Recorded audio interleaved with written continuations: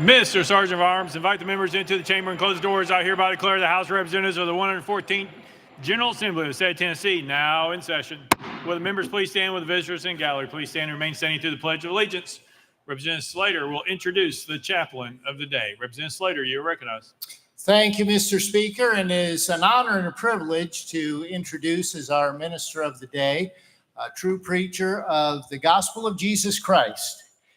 Dr. Jesse Owens serves as pastor of Emmanuel Free Will Baptist Church in Gallatin, Tennessee. He also serves as professor of historical and systematic theology at Welch College. He earned both his Master of Divinity and his PhD from the Southern Baptist Theological Seminary. Jesse and his wife Tiffany live in Gallatin with their two sons, Gavin and Carter. And we're also privileged to have his father in the gallery today, Frank. And thank you so much for being with us today, Dr. Jesse Owens. Let's pray. Father, I thank you that you providentially rule and reign over all human affairs, that nothing goes beyond your notice and that nothing is beyond your care and your control. I thank you for the men and women in this room whom you've placed in positions of authority to help guide our state.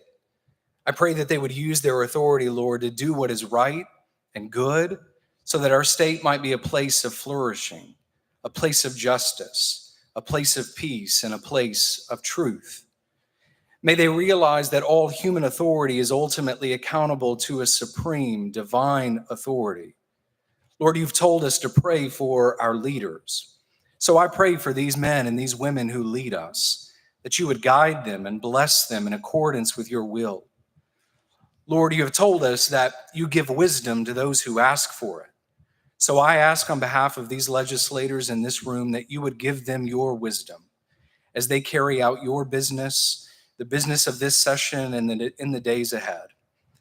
And in all of these things we pray, Lord, glory be to the Father and to the Son and to the Holy Spirit, as it was in the beginning, is now, and ever shall be, world without end. Amen. Representative Slater will lead us in the Pledge of Allegiance. Attention, salute, pledge. I pledge allegiance to the flag of the United States of America and to the republic for which it stands, one nation, under God, indivisible, with liberty and justice for all.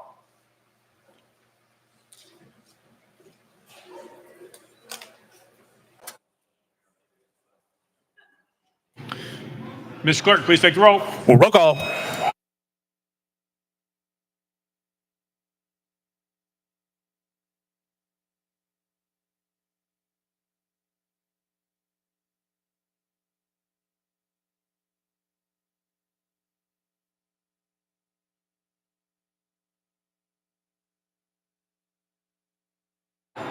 Mr. Clerk, please take the roll.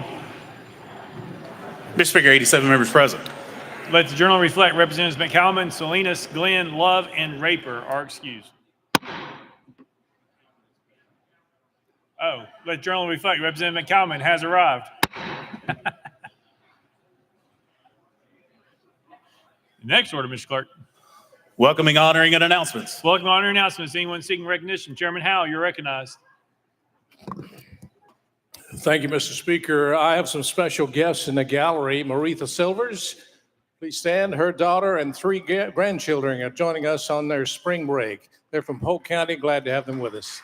Thank you. Chairman Hicks of Hawkins. Thank you, Mr. Speaker. And members, I would ask you please help me to welcome some folks from back home in Hawkins County. We have Josh and Jessica Leroy and their son Austin. I'll ask them to please stand so they can be recognized. If you please help me make them feel welcome.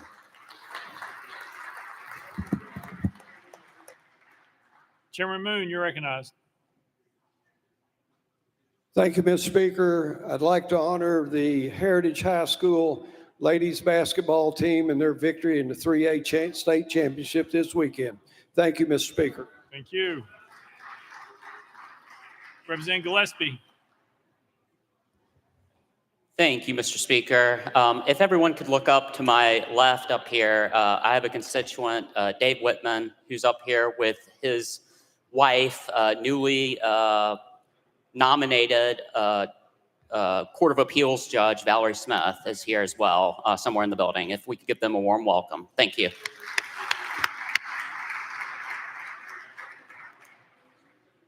Representative Fritz. Thank you, Ms. Speaker. We have with us today Ms. Grace Swift, who's become a friend of mine. She's an author, a prayer warrior, and I just would like everybody to give her a warm welcome. Leader Camper. Thank you, Mr. Speaker. Mr. Speaker, members, today we recognize AARP Tennessee for their unwavering commitment to enhancing the quality of life for Tennesseans age 50 and older. We thank them for their advocacy and dedication to ensuring that older adults across our states have the resources and support they need to thrive.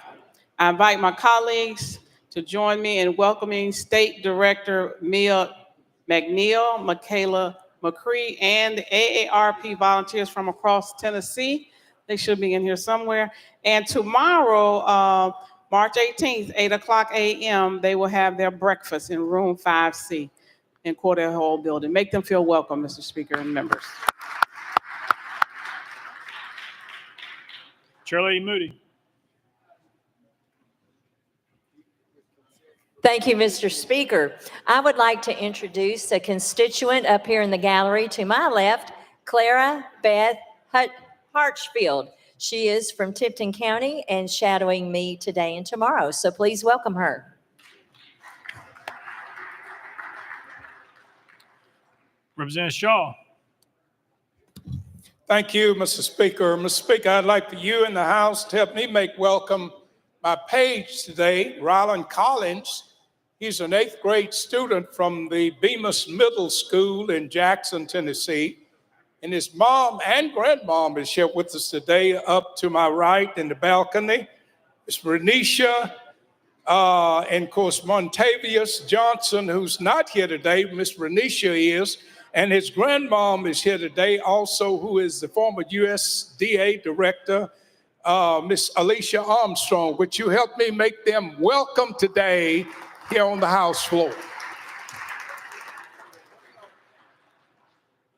Chairman Hill. Thank you, Mr. Speaker. I would like the House to help me welcome some folks from DeKalb County, Miss Suzanne Williams, our Chamber Director, and Leadership DeKalb up here on our right. Thank you.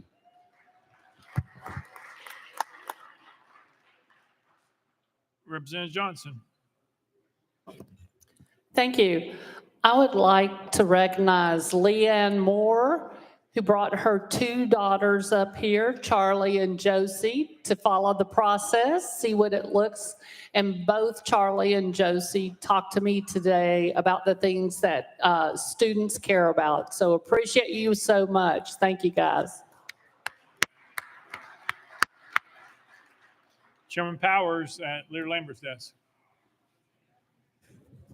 Thank you, Mr. Speaker. I would like to introduce my guest today, Senator Mark Daly. He's the head of the Senate in Ireland, and he had flew in here from Dublin to be with us here on St. Patrick's Day, and we're going to have a little reception for him right after this is over, the Legislative Lounge. We want everybody to come over and meet him, but we're happy to have him here today, and thank you, Senator Daly, for being here today.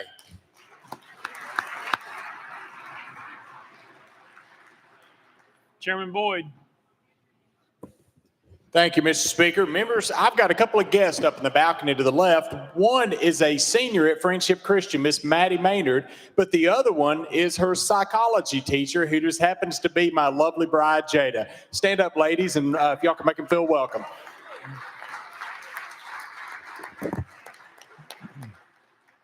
Chairman Baum.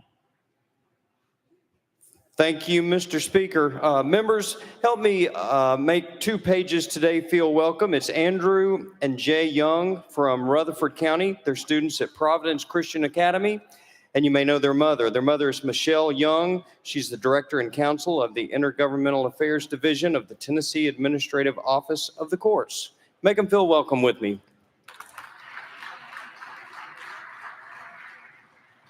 Chairman Doggett. Thank you, Mr. Speaker. It is great to be back with you all today. Special thank you to my seatmate who offered to take such great care of me while I was out last week. But Mr. Speaker, I have with me my oldest daughter, Miss Hannah Clay, up in the gallery today. They're on spring break, so help me feel welcome. Thank you. Leader Cochran. Thank you, Mr. Speaker. Members, if you wouldn't mind to rise wanted to honor the memory of a very lovely woman in my community. Her name was Christoba Carter. She lived in the town of Englewood for 90 years. She passed away last week. She taught at Englewood Elementary School for 32 years. At 16, her church needed a piano player, and she said, "Well, I know how to play," and so she played there for 65 years after that. And so just a fine Christian woman who loved everyone, and man, our community loved her. And so I appreciate a moment of silence. Thank you very much. Thank you. Chairman Farmer. Thank you, Mr. Speaker. Microphone stuck there. Members, have a leadership group here today. Chairman Faison, myself, and Representative Ashley Moonshot. If y'all stand up. They're a leadership group from Sevier and Cott counties today, and they're here with Lori Moore and Clayton LaPreeze. Just want to make them welcome. Thank you all for being here. Representative Alexander. Thank you, Speaker. Please rise with me in mourning. It's great sadness that I tell you that this weekend we lost a very well-known man in our community, Jimmy Neal Smith. He started and founded the National Storytelling Festival, which after 50 years is still considered one of the top 100 festivals in the country. He was our mayor in 1978, started the Senior Citizen Center, started our first park and recreations program in our town, did so many things. We lost him just one day short of his 78th birthday this weekend. So please join me in a moment of silence for his family and his friends.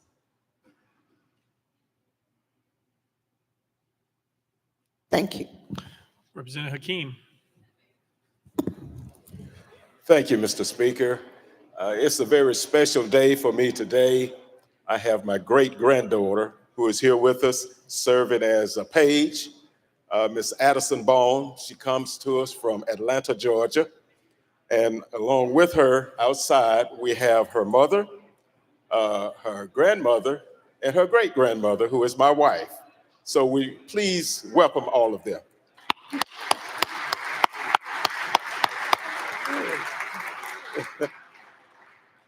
Chairman Todd.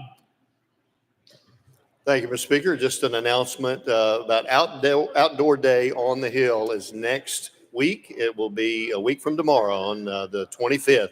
So just want everybody to be aware of that and know that you'll probably have a lot of folks up here very interested in our great outdoors. Thank you, Mr. Speaker. Thank you. Chairman Darby. Thank you, Mr. Speaker. First, I want to issue the state you're welcome. I don't have any 3A or 4A schools in my district, or we might have swept the entire girls state championship. I want to say congratulations to my single A school, Greenfield. They clinched their second gold ball, and Martin Westview Chargers clinched their third gold ball out of the last 4 years. So congratulations to them.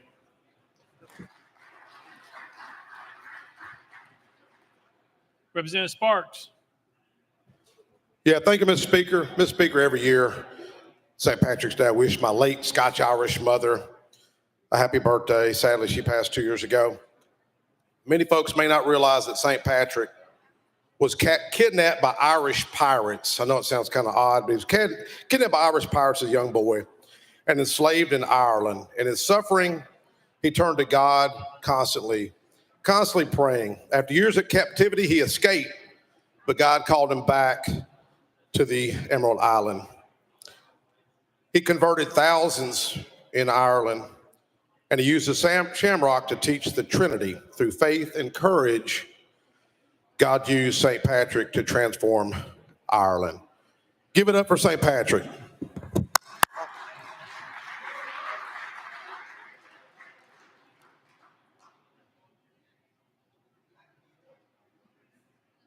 We'll come back.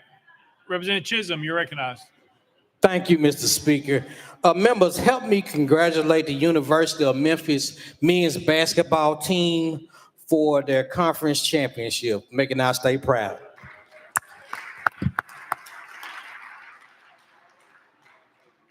Chairman Grills. Thank you, Mr. Speaker. I just wanted to remind everyone that in the morning, Ag Day will kick off at 7:30 with breakfast, and the contest will start just a few minutes before 9 o'clock. And then the committee will meet at 9:30 to have some presentations. But also, I would like to honor a young man in my community. He's 97 years old and passed away this past Sunday. He was a politicians of politicians. We weren't always on the same side of the aisle, but he was always supportive of me. And Mr. Bill Parks is a guy that everyone knew. He was never afraid to go talk to anyone, bring up anything, and he always had a smile on his face. So he will be missed in my community. Mr. Bill Parks. Thank you, Mr. Speaker. Thank you. Representative Hardaway, no, you pass? Pass. All right. Representative Marsh. Thank you, Mr. Speaker. I'd like to let everybody know that Tuesday during Ag Day, the World Grand Champion Walking Horse calendar will be up front between the Capitol and the Cordell Hull. Please go by and say hi to this beautiful horse. Thank you. Any other welcoming and honoring announcements? Seeing none. Let the journal reflect Representative Pearson's excuse. Members in the gallery, you have to remain seated in your seats. You cannot block other people's view. If you do not sit down, you will be removed. Next order, Mr. Clerk. Introduction to resolutions. Leader Lamberth, you're recognized.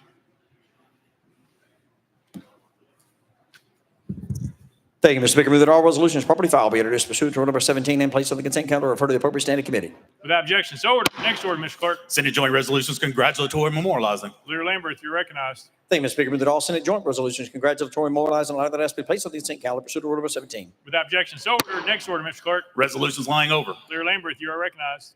Thank you, Mr. Speaker. Move that all resolutions lying over be referred to the appropriate standing committee. Without objection, so ordered. Next order, Mr. Clerk. Introduction of bills. Leader Lamberth, you're recognized. Thank you, Mr. Speaker. Move that House Bills 1,435 be introduced and passed on first consideration. Without objection, so ordered. Next order, Mr. Clerk. Senate bills on first consideration. Leader Lamberth, you're recognized. Thank you, Mr. Speaker. Move that the Senate Bills 207, 217, 218, 344, 577, 690, 856, 870, 886, 898, 956, 1012, 1063, 1270, and 1299 transmitted by the Senate be held on the desk being third consideration of the companion House bills. Without objection, so ordered. Next order, Mr. Clerk. Senate bills on second consideration. House bills on second consideration. Leader Lamberth, you're recognized. Thank you, Mr. Speaker. Move that House Bills 1,425 through 1,434 be passed on second consideration to be held on the desk or referred to the appropriate standing committee. Without objection, so ordered. Next order, Mr. Clerk. Petitions and memorials, reports of standing committees, reports of select committees, calendars. Mr. Speaker, the House has a consent calendar. Chair Lady Moody, you're recognized. Thank you, Mr. Speaker. I move passage of the consent calendar on third and final consideration in keeping with Rule 50.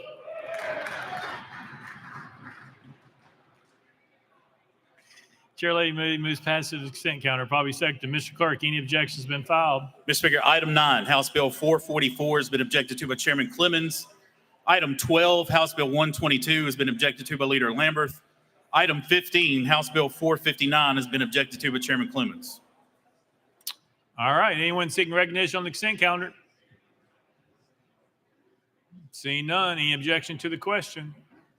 Seeing none, we're voting on the consent calendar. All those in favor vote aye when the bell rings. Those opposed vote no. Has every member voted? Does any member wish to change their vote? Alexander, aye. Rudder, aye.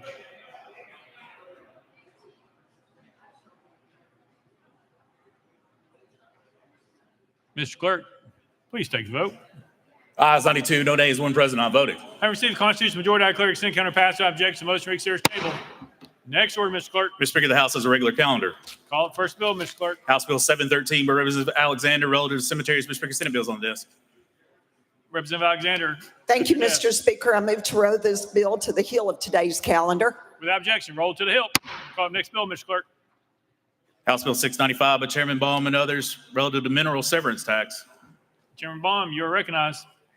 Thank you, Mr. Speaker. I move passage of House Bill 695 on third and final consideration. Chairman Bond moves passage, probably seconded. Mr. Clerk, call the first amendment. House State and Local Government Committee Amendment Number 1. Chairman Crawford, you're recognized. Thank you, Mr. Speaker. This amendment deletes the language "at least 30 days" in Section 4 and substitute "at least 60 days." Move to adopt. Chairman Crawford moves adoption. Committee amendment number 1, probably seconded. Any discussion on the amendment? Seeing none. All those in favor of committee amendment number 1 say aye. Aye. All those opposed say no. The ayes have it.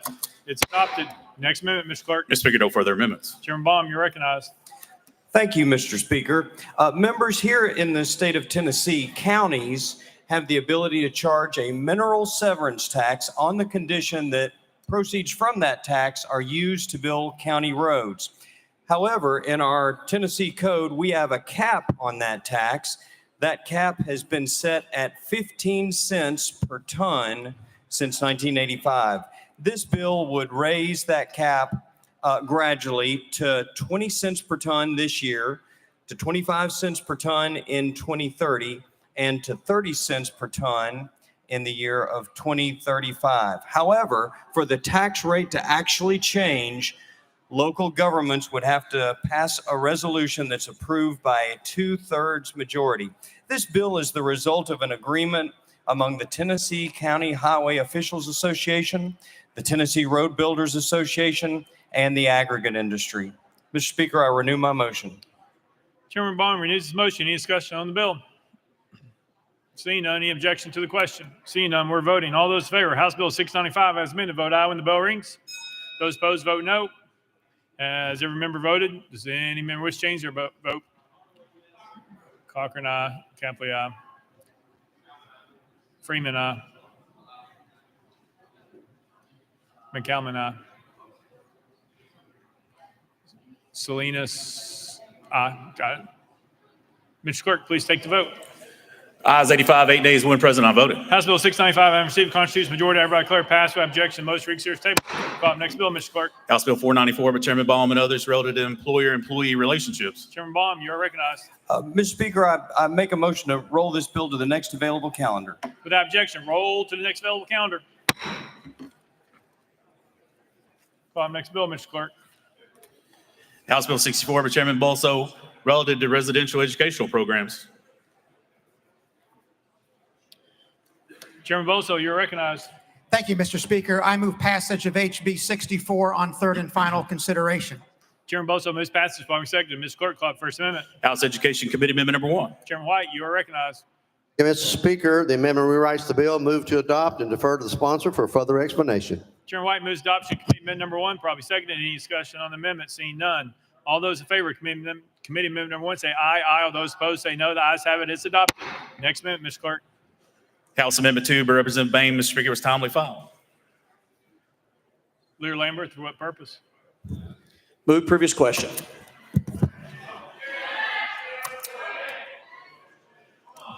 Previous question's been called.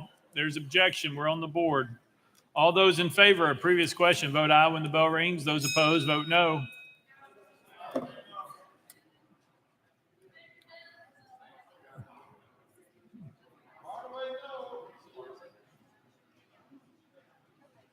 Ms. Clerk, please take the vote. Aye, 73, 20 nays. Previous question prevails.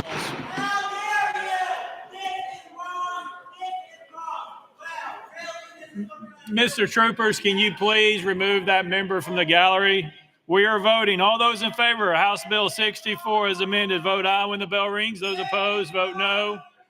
Has every member voted? Does any member wish to change their vote?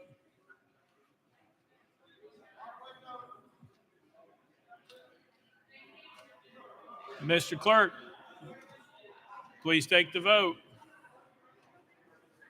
Aye, 74, 18 nays. House Bill 64, received a constitutional majority, everybody declare it passed without objection. The motion to reconsider is tabled. Call up next bill, Mr. Clerk. House Bill 65 by Chairman Bolso relative to powers of a city incorporated under general law, city manager commission charter. Chairman Bolso, you're recognized. Thank you, Mr. Speaker. I move passage of HB 65 on third and final consideration. Chairman Bolso moves passage, following seconded. Mr. Clerk, call up First Amendment. House State and Local Government Committee Amendment Number 1. Chairman Crawford, you're recognized. Thank you, Mr. Speaker. This amendment adds a AAA bond rating requirement. I move to adopt. Chairman Crawford moves adoption of committee amendment number 1, probably seconded. Any discussion on the amendment? Seeing none. All those in favor of committee amendment number 1 say aye. Aye. All those opposed say no. The ayes have it. You adopted. Next amendment, Mr. Clerk. Mr. Speaker, no further amendments. Chairman Bosso, you're recognized. Thank you, Mr. Speaker. Members, we have 47 city manager commission forms of local governments across the state. What this bill does is allows all such city manager commission forms of government that have a AAA bond rating to enter into a contract with a private entity for the development, construction, or operation of an indoor or outdoor athletic facility. With that, Mr. Speaker, I renew my motion. Chairman Bosso renews his motion. Any discussion on the bill? Representative Bain, you're recognized. I'd like to make a motion to roll this bill to the heel. Thank you.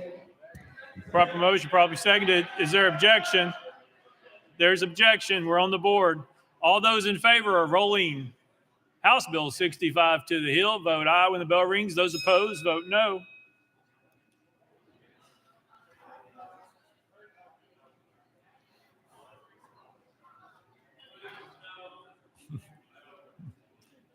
Martin, a no.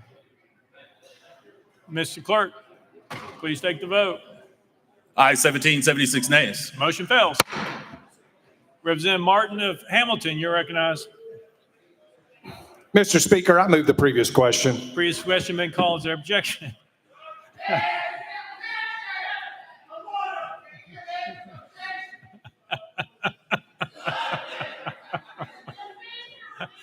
Oh, me. This is how it's going to be. We'll got it. There's objection on the previous question. We're voting on previous question. All those in favor, vote aye when the bell rings. Those opposed, vote no.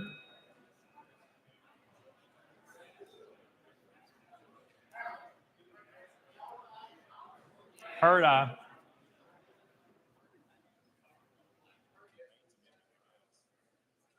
Ms. Clerk, please take the vote. Aye, 76, 13 nays. Previous question prevails. We're voting. All those in favor of House Bill 65 as amended, vote aye when the bell rings. Those opposed, vote no. Has every member voted? Does any member wish to change their vote?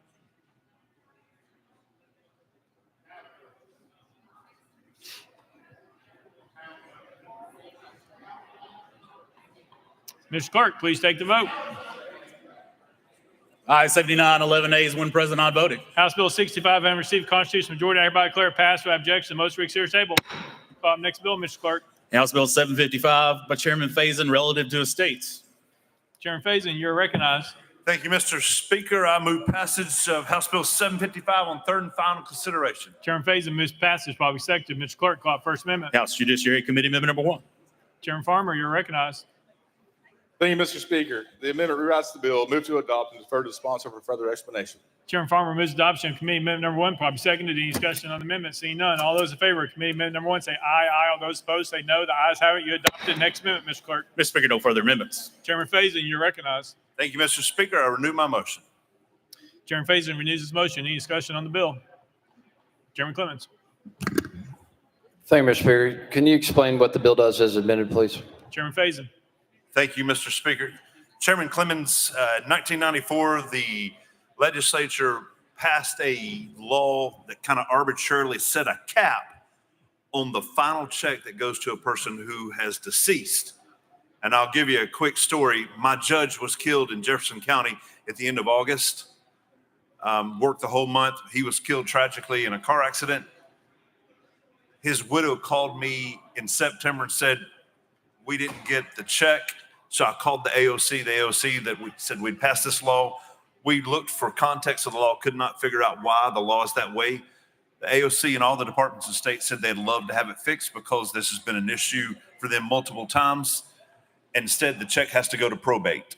I called the NFIB, called the Tennessee Chamber of Commerce. They were all good with nobody could ever come up with a real reason to have a cap at all. So that's what this does, just removes the cap. Chairman Clemens. Thank you, Mr. Speaker. Thank you. Any further discussion? Seeing none. Any objection to the question? Seeing none. We're voting. All those in favor of House Bill 755 as amended, vote aye when the bell rings. Those opposed, vote no. Has every member voted? Does any member wish to change their vote? Sapiki, aye. Parkinson, aye.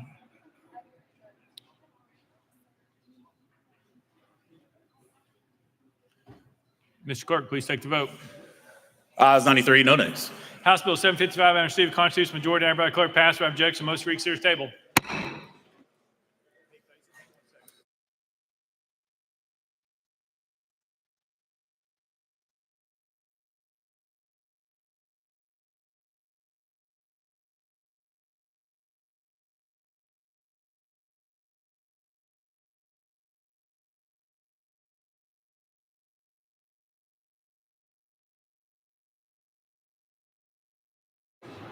Call up next bill, Mr. Clerk. House Bill 751 by Chairman Faison and others relative to criminal offenses. Chairman Faison, you're recognized. Thank you, Mr. Speaker. Mr. Speaker, I move passage of House Bill 751 on third and final consideration. Chairman Faison moves passage, probably seconded. Mr. Clerk, call up First Amendment. House Judiciary Committee Amendment number 1. Chairman Farmer, you're recognized. Thank you, Mr. Speaker. The amendment rewrites the bill. Move to adopt and defer for the sponsor for further explanation. Chairman Farmer moves adoption of Committee Amendment number 1, probably seconded. Any discussion on the amendment? Seeing none. All those in favor of Committee Amendment number 1 say aye. Aye. All those opposed say no. The ayes have it. You adopted the next amendment, Mr. Clerk. Mr. Speaker, no further amendments. Chairman Faison, you're recognized. Thank you, Mr. Speaker. Renew my motion. Chairman Faison renews his motion. Any discussion on the bill? Representative Jones on the bill? Representative Johnson on the bill? Thank you. Again, I wanted to bring up the scenario. I know that there are fentanyl patches that people have. Is that included in this legislation? Chairman Faison. Thank you, Mr. Speaker. No, ma'am. This is stuff that would be illegal. Representative Johnson. Okay. Well, part of my concern is there is a myth that needs to be busted. You cannot overdose from touching fentanyl. There are people in this room apparently believe that, but folks need to get the facts. We need to make sure that we're not putting people at risk with misinformation. You are not, fentanyl it needs to get into your bloodstream or into your brain, but touching fentanyl does not lead to an overdose in 99% of cases. That's 1%. Chairman Faison. Thank you, Mr. Speaker. I would behoove the members in this room to care more about illegal and illicit drugs that do kill people than to worry about a silly lie that you're wondering about. This is about taking care of children who are in the presence of evil stuff that kills people. And Tennessee is the number 3 state in America for fentanyl overdoses. That's what we should be worried about, not worrying about if you're setting everybody right if you should touch something or not. Mr. Trooper, please remove that lady who just yelled right there as well. Representative Johnson, you're recognized. Thank you. I didn't tell a lie. I gave factual information. And I know that fentanyl is incredibly dangerous. I absolutely agree with you that fentanyl is dangerous. We know it is killing Tennesseans. However, we put people at risk when we tell folks if they touch fentanyl, it will kill them. Because people who are coming upon these situations need to be able to use the Narcan like you gave us so that we can help people.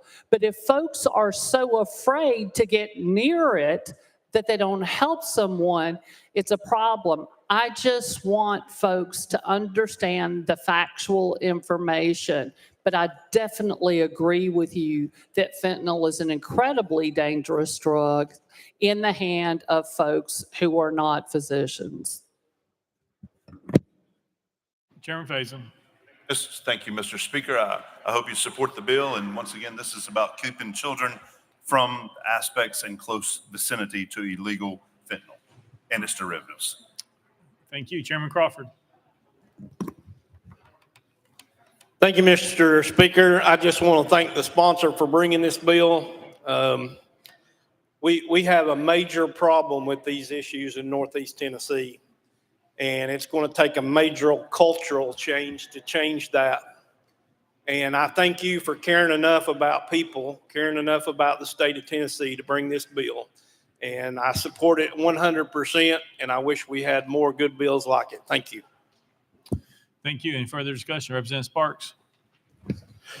Thank you, Mr. Sponsor. Ms. Sponsor, I think I shared with you, I had to do a funeral last year of a young man that overdosed on fentanyl. And I've never really done many funerals, but it was just surreal looking across a casket at his mom and dad and his grandparents. And what do you tell a family when they've lost a son like that? Not much you can say, but thank you for your efforts to combat this. Thanks, sir. Thank you. Any further discussion? Seeing none, any objection to the question? Seeing none.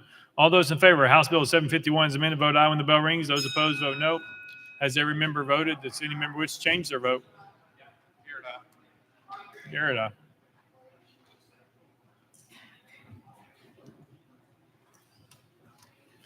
Mr. Clerk, please take the vote.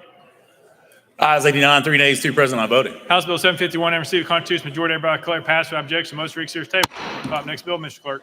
House Bill 38 by Representative Gillespie relative to delinquent acts. Representative Gillespie, at your desk. Thank you, Mr. Speaker. I ask this be rolled to the heel of the next calendar. Without objection, hold it. Sorry, today's calendar. Yeah. All right. Sounds better. Much better. Without objection, roll to the hill. Next bill, Mr. Clerk. Okay. Let the journal reflect Representative Harris is excused. House Bill 485 by Representative Hardaway and others relative to school attendance. Representative Hardaway, at your desk. Thank you, Speaker. I move to refer this bill to the House Education Committee. That's a proper motion. Seconded. Without objection. So ordered. Next bill, Mr. Clerk.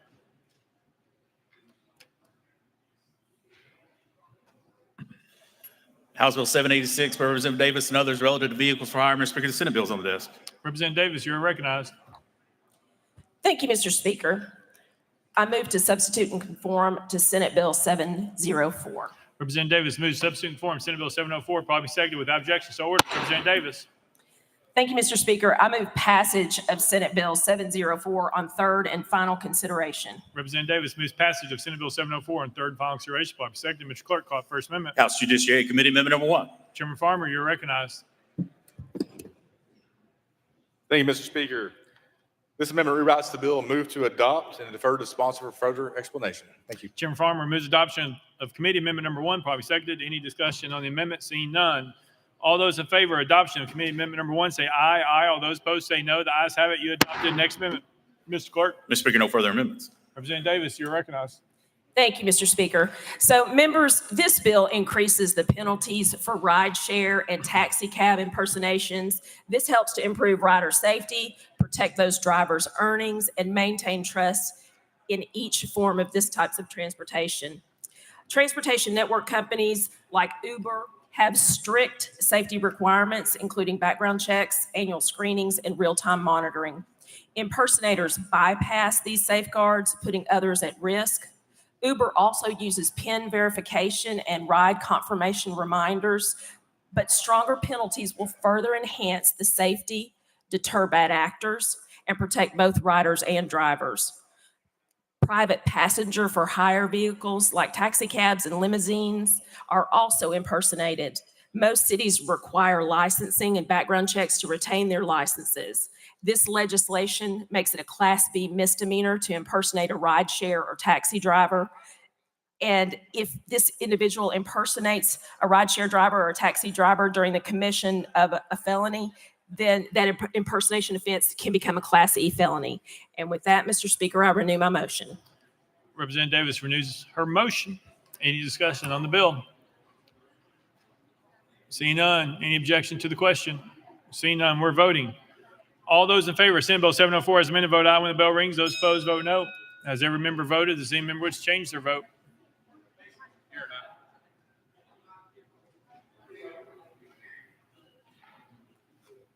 Dogged aye. Mr. Clerk, please take the vote. Ayes 92, no nays, 1 present, not voting. Senate Bill 704, having received a constitutional majority, I hereby declare passed without objection. The most read series table. Next bill, Mr. Clerk. House Bill 731 by Chairman Halsey and others relative to public meetings. Chairman Halsey, you're recognized. Thank you, Mr. Speaker. I move passage of House Bill 731 on third and final consideration. Chairman Halsey moves passage. Following second. Mr. Clerk, call First Amendment. House State and Local Government Committee Amendment number 1. Chairman Crawford, you are you're recognized.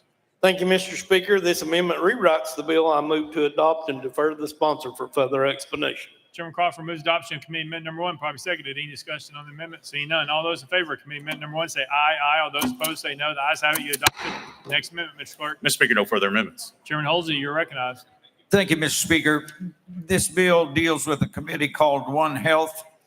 It operates under the CEDEP, which is the Communicable and Environmental Disease and Emergency Preparedness Division of the Tennessee Department of Health. Recently, this committee shut their access down to the public to be able to view the meetings and listen to what they discuss. They discuss things like foodborne illnesses, water issues, microplastics, ticks, climate change, COVID, and bird flu.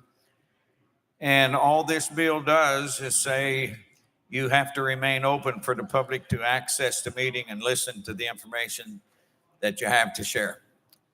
And that's it. With that, I renew my motion. Chairman Holsey renews his motion. Any discussion on the bill? Seeing none. Any objection to the question? Seeing none. All those in favor of House Bill 731 as amended, vote aye when the bell rings. Those opposed, vote no. Has every member voted? Does any member wish to change their vote?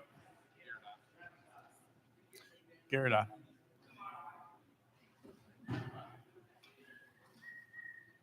Mr. Clerk, please take the vote. Ayes 87, 5 days, 1 present not voting. House Bill 731 having received the constitutional majority, I hereby declare passed without objection. The motion reeks series table.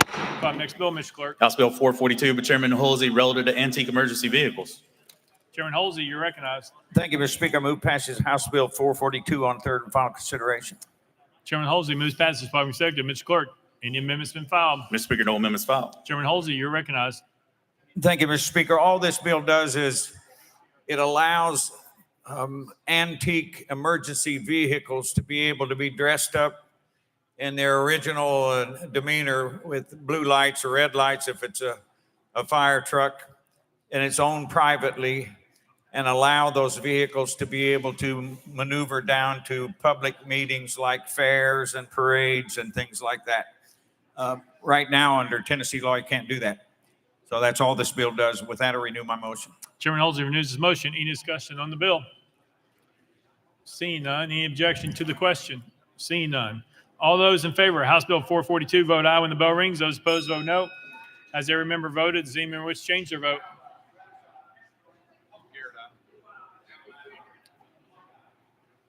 Cochran, aye. McCallum, aye. Mr. Clerk, please take the vote. Ayes 94, no nays. House Bill 442, having received the constitutional majority, I hereby declare passed without objection. The motion reeks series table. Call the next bill, Mr. Clerk. House Bill 823 by Chairman Lafferty and others relative to consumption of alcoholic beverages on the premises. Mr. Speaker, the Senate bill is on the desk. Chairman Lafferty, you are recognized. Thank you, Mr. Speaker. I move to substitute conform to Senate Bill 0320. Chairman Lafferty moves to substitute conform to Senate Bill 320, properly seconded without objection. So ordered. Chairman Lafferty, you're recognized. Thank you, Mr. Speaker. I move passage of Senate Bill 320 on third and final consideration. Chairman Lafferty moves passage of Senate Bill 320 on third and final consideration. Properly seconded. Mr. Clerk, call the first amendment. House State and Local Government Committee Amendment number 1. Chairman Crawford, you're recognized. Thank you, Mr. Speaker. Move to withdraw. Without objection, committee amendment number 1 withdrawn. Next amendment, Mr. Clerk. House Finance Ways and Means Committee Amendment number 1. Mr. Speaker, it's the same as Senate Amendment number 2. Chairman Hicks, you're recognized. Thank you, Mr. Speaker. Same as Senate Amendment number 2. Move to withdraw. Without objection, amendment number 2 withdrawn. Next amendment, Mr. Clerk. Mr. Speaker, no further amendments. Chairman Lafferty, you're recognized. Thank you, Mr. Speaker. Members, we've got a couple of new baseball stadiums coming online in this state, one of which is in Knoxville, Tennessee, the other down in Chattanooga. The purpose of this bill is to allow those venues to carry wine and spirits, much like most of the stadiums that you all are familiar with. So with that, I'll renew my motion. Chairman Lafferty renews his motion. Any discussion on the bill? Seeing none. Any objection to the question? Seeing none. We're voting. All those in favor of Senate Bill 320, vote aye when the bell rings. Those opposed, vote no. Has every member voted? Does any member wish to change their vote?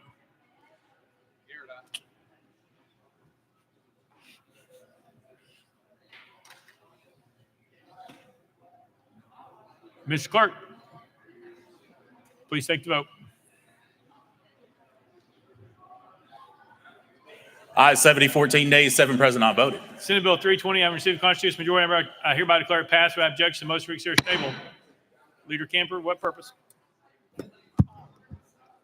Thank you, Mr. Speaker. I know I'm out of order. Earlier, I recognized AARP, and they were making their trek over They're finally here with the AARP volunteers across the state. Please stand. Let's make them feel welcome.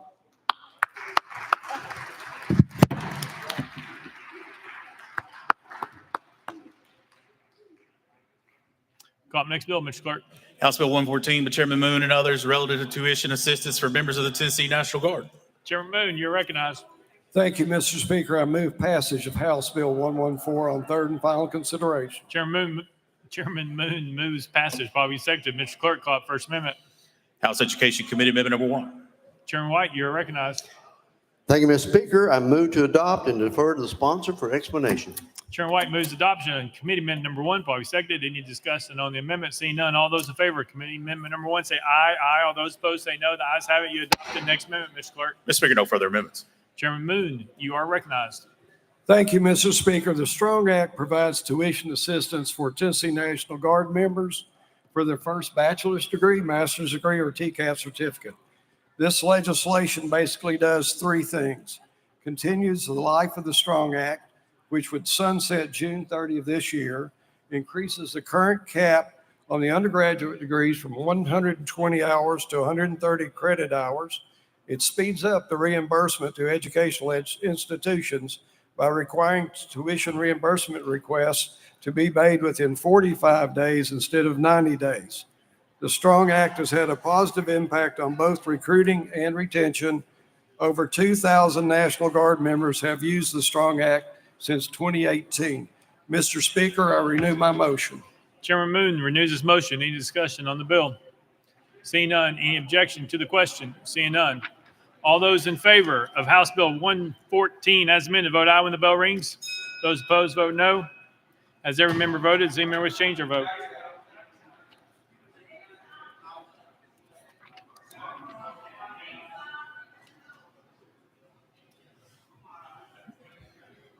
Bolso, aye. Mr. Clerk, please take the vote.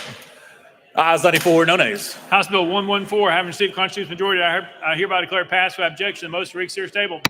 Call up next bill, Mr. Clerk. House Bill 702 by Representative Leatherwood and others relative to medical laboratories. Chairman Leatherwood, you are recognized. Thank you, Mr. Speaker. I move passage of House Bill 702 on third and final consideration. Representative Leatherwood moves passage. Probably second. Mr. Clerk, call up First Amendment. House Health Committee Amendment number 1. Chairman Terry, you are recognized. Thank you, Mr. Speaker. Move to adopt. Chairman Terry moves adoption of Committee Amendment number 1. Properly seconded. Any discussion on the amendment? Seeing none. All those in favor of Committee Amendment number 1 say aye. Aye. All those opposed say no. The ayes have it. You adopt the next amendment, Mr. Clerk. Mr. Speaker, no further amendments. Representative Leatherwood, you're recognized. Thank you, Mr. Speaker. This bill clarifies that a medical laboratory owner that is a licensee of a medical laboratory in Tennessee does not require an additional license regardless of where the collected specimens are transported. And with that, Mr. Speaker, I renew my motion. Representative Leatherwood renews his motion. Any discussion on the bill? Seeing none. Any objection to the question? Seeing none. All those in favor of House Bill 702 as amended, vote aye when the bell rings. Those opposed, vote no. Has every member voted? Does any member wish to change their vote?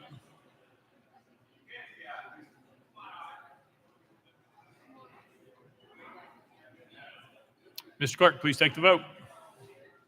Ayes 93, no nays. House Bill 702, having received a constitutional majority, I hereby declare passed without objection. The motion reads here table. Call up next bill, Mr. Clerk. House Bill 1350 by Chair Lady Littleton and others relative to veterans with disabilities. Mr. Speaker, the Senate bill is on the desk. Chair Lady Littleton, you are recognized. Thank you, Mr. Speaker. I move to substitute and conform to Senate Bill 1017. Chair Lady Littleton moves substitute and form Senate Bill 1017, probably seconded without objection. So, Chair Lady Littleton. Thank you, Mr. Speaker. I move passage of Senate Bill 1017 on third and final consideration. Chair Lady Littleton moves passage of Senate Bill 1017 on third and final consideration, probably seconded. Mr. Clerk, call up First Amendment. House Transportation Committee Amendment number 1. Mr. Speaker, same as Senate Amendment number 1. Chairman Howell, you are recognized. Thank you, Mr. Speaker. Same as the Senate amendment. Move to withdraw. Without objection, amendment number 1 withdrawn. Next amendment, Mr. Clerk. Mr. Speaker, no further amendments. Chair Lady Littleton, you're recognized. Thank you, Mr. Speaker. This bill, as amended, the current law provides for a disabled veteran specific plate, but not a placard. Under this law, a qualifying veteran can choose either the plate or a placard at no cost. And if a veteran has obtained a plate at no cost, they may elect to purchase the placard in addition to the plate. So the placard would be an extra to move around from vehicle to vehicle if they're disabled. So if their people are transferring them or they're transfer themselves. So with that, Mr. Speaker, I renew my motion. Shelley Littleton renews her motion. Any discussion on the bill? Leader Camper, you're recognized. Thank you, Mr. Speaker. Would they have to pay for this placard if they're 100% disabled? Shelley Littleton. Thank you, Mr. Speaker. They get one free and they can pay for the other one, but they do get one free, but they have to pay for the extra. And they get to choose which they want to pay for, the placard or the plate. Leader Camper. Okay, thanks. All right, any further discussion? Seeing none, any objection to the question? Seeing none, we're voting. All those in favor of Senate Bill 1017, vote aye when the bell rings. Those opposed, vote no. Has every member voted? Does any member wish to change their vote?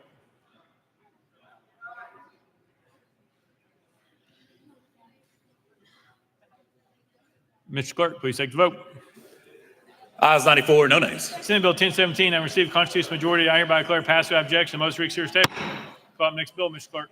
House Bill 1157 by Representative Lynn relative to drug labels. Representative Lynn, you're recognized. The fourth. Thank you, Mr. Speaker. I move passage of House Bill 1157 on third and final consideration. Representative Lynn moves passage, probably second. Mr. Clerk, call up First Amendment. House Health Committee Amendment number 1. Chairman Terry, you're recognized. Thank you, Mr. Speaker. Move to adopt. Chairman Terry moves adoption of committee amendment number 1, probably seconded. Any discussion on the amendment? Seeing none, all those in favor of committee amendment number 1 say aye. Aye. All those opposed say no. The ayes have it. You adopted. Next amendment, Mr. Clerk. Mr. Speaker, no further amendments. Representative Lynn, you're recognized. Thank you, Mr. Speaker. This bill will restore public trust in health by making sure that our messaging on products, on health products, matches what the FDA says about these products and not whatever maybe the federal government says or something like that. We will match what the FDA says. You know, we all remember COVID and there were a lot of opinions about a lot of different things, but those products that are approved by the FDA, those products do what they say they do. And so this will make sure that our messaging is consistent at the Department of Health, and the Department of Health will be a real source of truth. So thank you very much, Mr. Speaker. I renew my motion. Representative Lynn renews your motion. Any discussion on the bill? Representative Mitchell, you're recognized. Yeah, thank you, Mr. Speaker.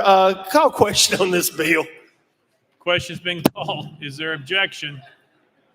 Seeing none, we're on the board. All those in favor of House Bill 1157 as amended, vote aye when the bell rings. Those opposed, vote no. Has every member voted? Does any member wish to change their vote?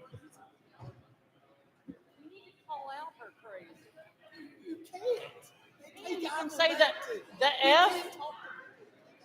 F in FDA stands for. Mr. Clerk, Littleton, aye. Mr. Clerk, please take the vote.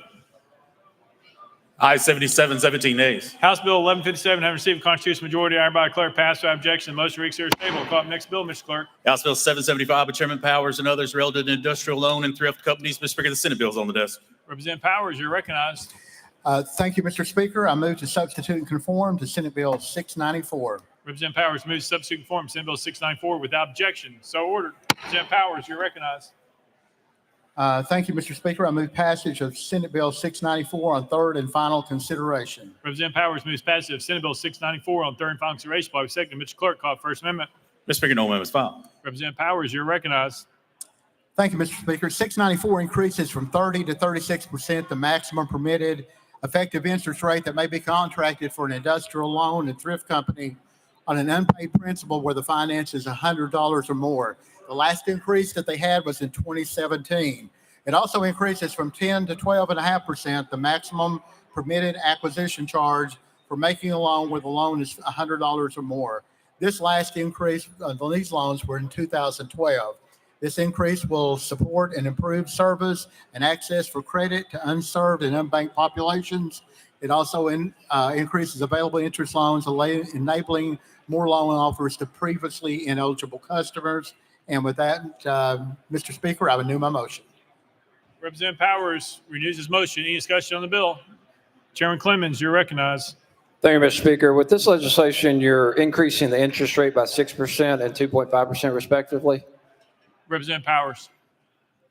It's a cap. The cap is 6%, and the acquisition charge is not an interest rate. It's just an acquisition charge by 2.5%. Yes. Chairman Clemens. Thank you, Mr. Speaker. But you're increasing this by 6%, that cap. Representative Powers. Yes, the cap, and it will not affect any loans that are already in progress. It only effective on July 1 of this year Chairman Clemens. on new loans.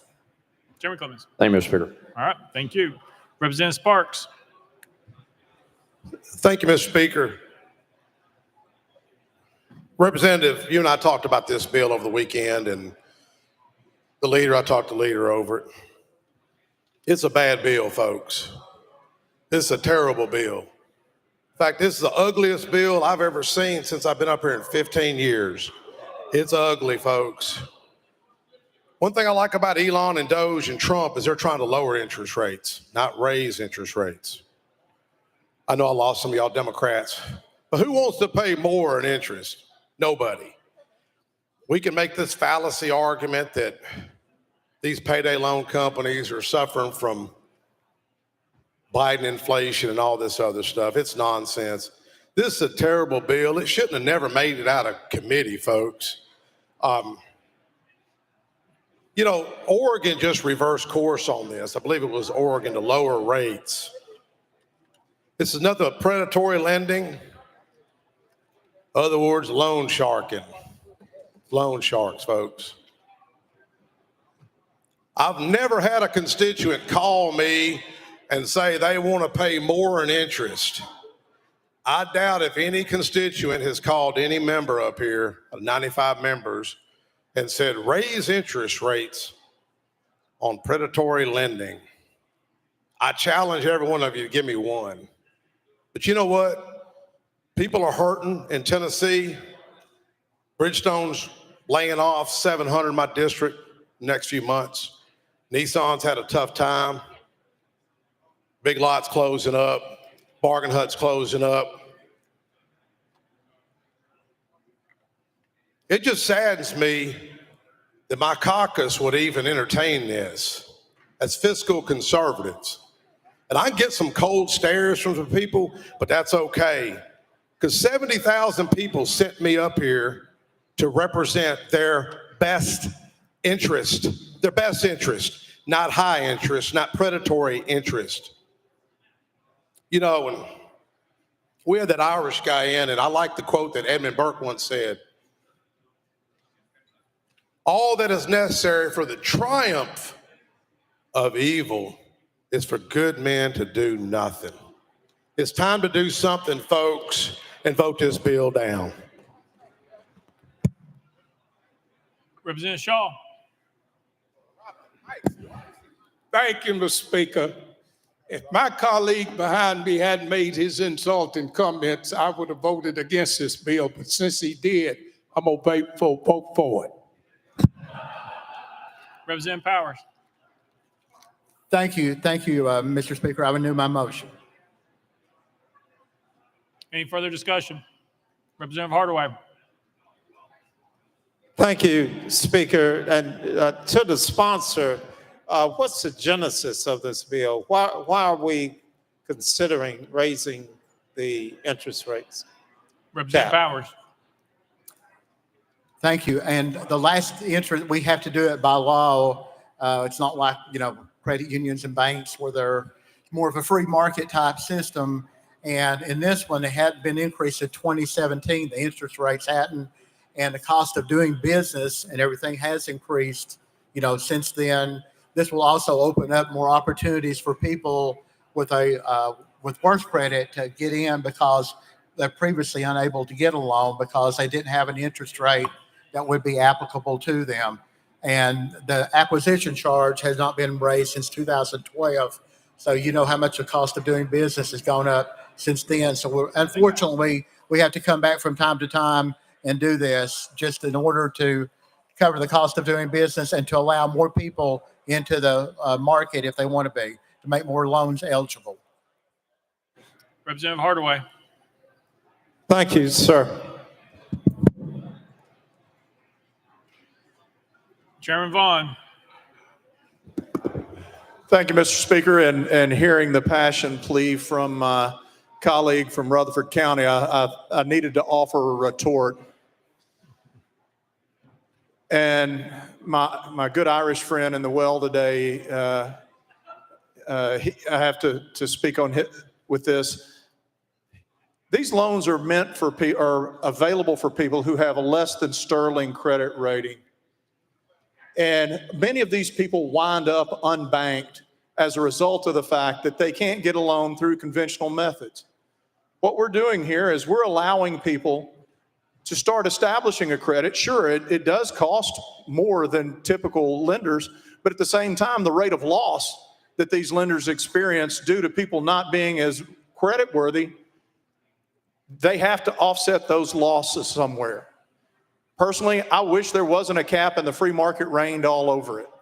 But in this case, where the market has a cap established by this legislature, I think from time to time it is incumbent to raise it so that we can cover the costs, or those lenders can cover the costs of the loans that they do not recover the funds from. This keeps people from being unbanked and being taken advantage of by predatory lenders. That's the genesis of this bill, and I think it deserves our support. Thank you. Representative Powers. Thank you. And that's true. I'll tell a personal story real quick, but I remember when I first got into the insurance business 35 years ago, but I got paid once a month and my employees got paid twice a month. So I had to go to a friend of mine that lived nearby me or had his office across the street. And a lot of times I'd go borrow $1,000 or $1,200 just to make payroll. And he always charged me $100 for that 2-week period. And I went back and figured out the interest rate for that, and it was 253.81%. But that $1,000 that he loaned me kept my business afloat. And that's what some of these loans will do. They're temporary, short-term loans most of the time, and sometimes people need them and they can pay it, whether it's a refrigerator or an HVAC that goes out, but sometimes they need these loans for a short period of time, and that's why we make them available to them. So with that, Mr. Speaker, I would renew my motion. Representative Freeman, you're recognized. Thank you, Mr. Speaker. And I guess I'm just kind of confused what we're doing here. If the intent is to make a program that allows for more people to borrow money, let's do that. But what we're doing is we're raising the cap of what they can charge in an interest rate. I have a similar story. I had a guy who worked for me, and he went and bought a car at a super high interest rate. It was more than what it would have been had he bought it new. He could never pay that car off. Never. We're going to have people that go out and borrow money, and they're going to pay so much in interest rates that they're never going to be able to pay off that loan. Again, I think if we're talking about making sure that those unbanked and people that have poor credit ratings need to have an opportunity to borrow money, let's create a system that does that. But again, and I hope everybody's listening, increasing the interest rate that we are charging those that have the least ability to repay a loan is not the solution. So anyway, I love the idea. I can't disagree more. And my colleague from Rutherford County, you're right. Representative Powers. Yeah, well, thank you. And as you know, it's the cap that we're raising, so it's not going to raise it on everyone. It's not going to raise it on loans that are already in existence right now. So it does raise the cap, so it'll allow more people that are the unbanked population maybe to get a loan that couldn't before because their credit was so poor. So that's one place that we're letting more people into the market based on that. So with that, Mr. Speaker, I would renew my motion. Representative Parkinson. Thank you, Mr. Speaker. I rise to say something of substance because my colleague felt like nobody else was going to say anything of substance. Can you tell me who owns these lending companies? Aren't they owned by the banks? Representative Powers. No, I think they're industrial loan and thrift companies, and there might be some that are bank owned, but not that I know of. Generally speaking, they're privately owned. Representative Parkinson. Thank you, Mr. Speaker. If I'm not mistaken, my previous research did show that some of the banks do own some of these companies, and that's why you have these banks. I mean, these companies existing because some of these banks felt like these individuals were not bankable. However, it is truly it is incredibly expensive to be poor. And what this legislation is doing is making it more expensive to be poor. And you know, those individuals that live in poverty, and there are a lot of Tennesseans that live in poverty. Those individuals are the ones that are suffering the most. And a lot of times it's not because they you know did acts or different things that would land them in poverty. A lot of times it's what they were born into. And especially if you think about some of these rural counties, these rural areas like Cock County and these other places, you know, there's some extreme poverty in some of these counties. And increasing this interest rate is not going to help those individuals with upward mobility as much as it's saying. But I guarantee you, if you were to do the research, you would find that these same individuals that have to use or choose to use these predatory lending agencies tend to have to use them over and over and over again. I can also say this too. You know, we have an incredibly we're in crisis when it comes to transportation in Shelby County, individuals without vehicles. A lot of these vehicles are lost to these title loan companies. You know, they see this as an opportunity to either put groceries in the house or even possibly pay for gas for the transportation that they have, but the interest rates does not allow them to get out from under this title loan. And now we're about to make the interest rate higher. I submit to you that the interest rate is already incredibly high, you know, for an individual that's taking out a small loan or trying to, you know, take out a small loan. And so, you know, I can't support the bill, you know, for those reasons. And, you know, I hope that we can come with something a little bit better that would make it not look as bad or look like we are continuing to be predatorial when it comes to people that are already having a hard time in Tennessee. And thank you, Mr. Speaker. Thank you, Mr. Sponsor. Representative Powers. And thank you for your comments.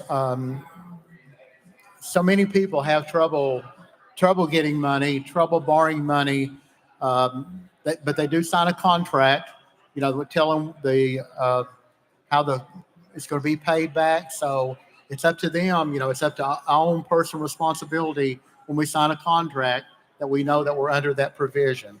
And there are already federal laws against predatory lending that go back and under whether it's a case of extension of credit or closed in or open in credit, there are already laws on the books like that with the Federal Consumer Protection Act. So with that, I renew my motion, Mr. Speaker. Representative McKenzie. Thank you, Mr. Speaker.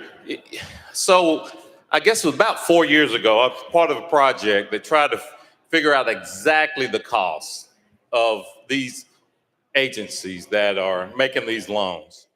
So we had two students that walked down two of our main drags, Clinton Highway and Broadway in Knox County. That has a lot of these businesses. Again, 4 to 5 years ago, I guess under this law, the existing law, the effective annual percentage rate for those agencies on average was 374%. By the time you count the origination fees just to get the loan, had an effective APR of 374%. And my only point I'm making in that should be enough. What you're asking is going to take that number to above 500%.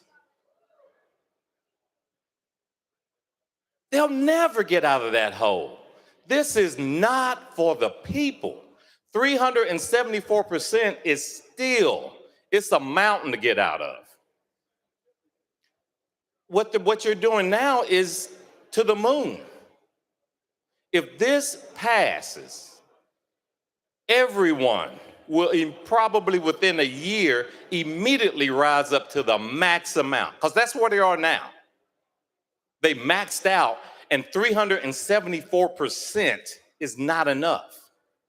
That's my concern, is that today, even with inflation and everything, that's still enough for them to become millionaires, and in some cases, probably billionaires. And so what I ask you is, to what end? This isn't about unbanked. There are vehicles available to our unbanked constituents. There are instruments out there. There are organizations that will get them where they need to be if they have some self-discipline. Over 500% is what this bill would do. I would ask everybody, run the numbers for yourself. Prove me a lie. Please, members, let's not do this to our citizens. Thank you. Representative Powers, you're recognized. Thank you. Thank you for those comments, but this is really a different type of loan than that. These are done through the industrial loan and thrift companies, and they're not like the title loans or payday loans that you're talking about. And I know what you're talking about, but that has nothing to do with this. The effective interest rate on these are from 30 to 36%. There's none that are effective like you're talking about. And I know the companies that you mean, but that's completely different from what we're doing here. Okay. Thank you, Mr. Speaker. I would never motion. Hey, Mr. Trooper, please show that lady out. Thank you. Representative Faison, you're recognized. Thank you, Mr. Speaker. Members, this bill at first, when the gentleman from Rutherford County called me, when I looked at it, I was frustrated with it as well. So I started to do a deep dive into it, and I actually went to a person in East Tennessee who does loans like this. Some of y'all call it predatory lending.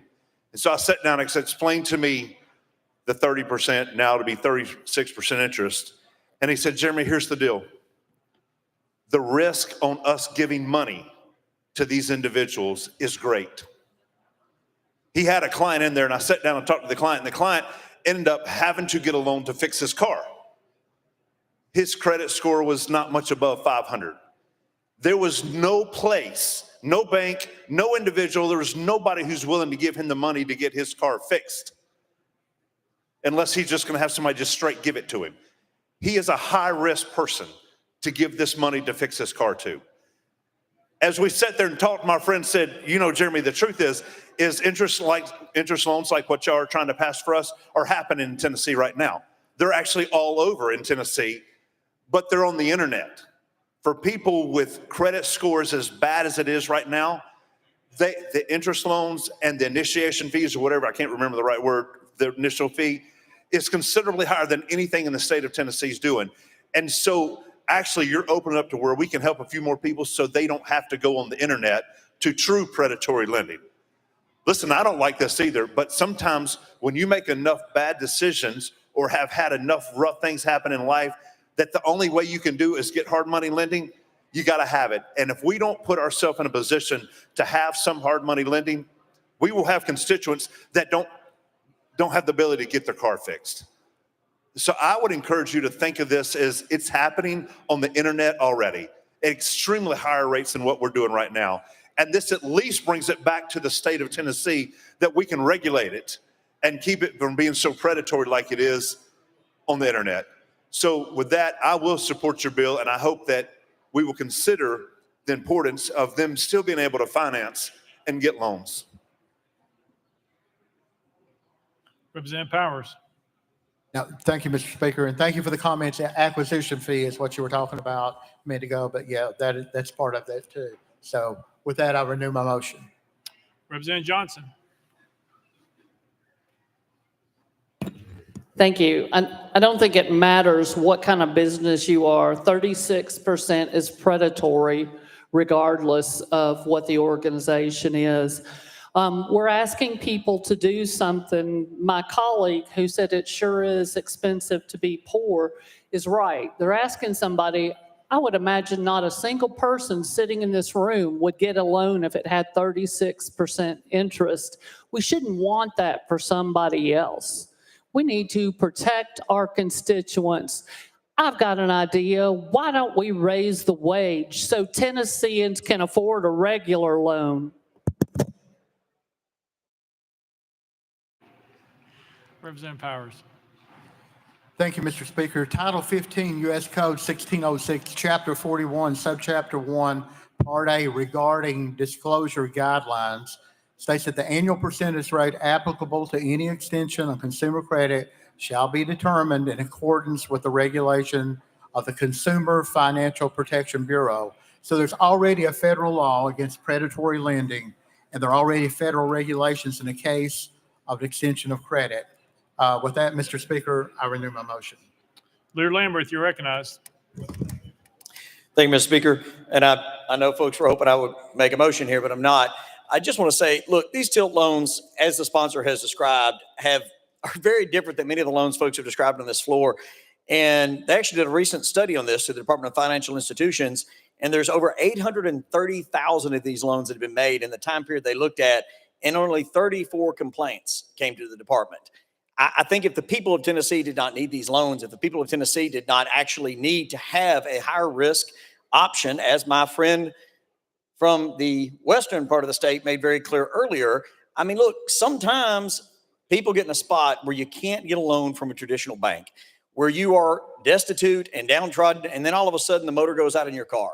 I get it. There's lots of different options out there for that. But usually when you've hit on hard times, as our family did when I was a kid, there's not a lot of options out there. This is going to come with at least some additional risk, yes, in the 30 percentile. But I mean, 30-something% interest is a higher risk loan. It's not 300-something% interest. It is a loan that is commensurate with the risk that the business is taking out, but at least it's available, and people are not doing what they did a couple hundred years ago, or even 50 or 60 years ago. Go to loan sharks, go to the underworld, go to options that are very unsavory and illegal. This is a legal product with a cap, and I appreciate you bringing the bill. I certainly support it and respect all of those that have passionately argued both sides of this. But it does keep a cap on it, which I think is important, and it is a cap that is commensurate with the risk for the loan. So thank you for bringing the bill. Representative Lynn. Thank you, Mr. Speaker. And I wanted to say that I don't find an objection to this bill either. These loans are extremely short-term loans and low amounts. So for an example, let's say I was getting paid at the end of the month, wanted to borrow $100 because I needed it for some reason. I would pay a $12.50 acquisition fee and $3 per month until I paid that loan back. But my plan is to pay it back on my next paycheck. $100. I'm going to pay it back on my next paycheck. Let's say I couldn't. I pay $3 a month because that is $36 a year on that loan until I pay it back. But as I said, these are very short-term loans, and they are really meant to help people bridge until that next paycheck or that next bonus. Not everybody has family that they can go to. Let's put it that way. Not everybody has family. And some people do need to go to institutions like this to borrow money for a very short term. Representative McKenzie. Oh, sorry, Towns. Sorry, yeah. Thank you, Mr. Speaker. Ladies and gentlemen, unfortunately, the poor among us never get a fair shake, in my opinion, as it relates to life, money, many times justice. If you don't have any money, you just really on the back end of whatever is coming. Now, there was a time in this house that we were fighting against these loans. Senior citizens were losing their homes because they were using their homes as collateral. Been here long enough to remember a lot of this kind of stuff. They were using their homes as collateral. They were losing their homes because of these kind of loans, okay? At the end of the day, still the bosses are the citizens. Everybody wants to be friend with the guy or the lady that's wealthy. But my boss are the citizens, the 70 to 75,000. And we have to do something for business, no question about it, but we also should never forget who sent us here. You can't pay these loans back on minimum wage or 3 jobs, $21 an hour, these kind of loans are back. We all talk about being Christians, and I profess that, and I ain't gonna change it. And I recall where the book teaches us not to do a usury on people. That's not good, that's not wise. As I talk to my colleagues and brothers and sisters around the country, it's becoming too expensive to live in Nashville. It's becoming too expensive to live in this country. It costs too much money to live. And these people don't have that money at all. And everybody falls on hard time. But when our corporation falls on hard time and don't pay it back, they're not criticized. They're not stigmatized. We have corporations. We thank God we have them, so we have an economy. But when they fall on hard time, they're not going to do a loan where the interest rate is through the roof, up to Mars. No corporation would do it. Anybody with mathematical sense wouldn't do it unless you're over a barrel. When you're over a barrel, you got to take care of your children. You got to take care of your car, as been stated, and some of these other things. Yeah, you're forced to do it, but it's like a shotgun to your wallet. You have no choice. The choice or the backstop ought to be us. We're the backstop to take care of the least of these. We're the backstop to do what is right. We're the ones that have all the knowledge and the credentials to understand what is going on and protect the people. Many folk don't even understand this mathematics. If I gave you a quiz, a pop quiz on this stuff, most of us can't figure out this stuff because they're calculated by people that are smarter than the average person trying to get a loan. But if I need money for my child, go to school, or I need money to fix my car, or money to pay the rent, would I take that loan? I'd hope to God I wouldn't. But the chances are, the probability is high that I would take that loan. And I'm running every day, working a job, running hard. It's like running on a treadmill. You're running your butt off, but you ain't made no progress because you hadn't moved. But you're running. You're running until your tongue hangs out. Financially, you're up the creek without a paddle.